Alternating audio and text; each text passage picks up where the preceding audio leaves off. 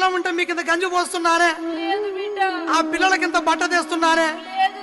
ఇక్కడ వ్యవసాయం పాడుపడ్డది, బావులు ఎండిపోయినాయి, బోర్లు పేలవుతున్నాయి, నీళ్లు లేవు, కాలం లేదు, పనికి పిలిచే వాళ్ళు లేరు. ఇక్కడ ఉంటే బ్యాంకోడు, కరెంటోడు, భూమి శిస్తోడు అందరు పీడించబట్టే.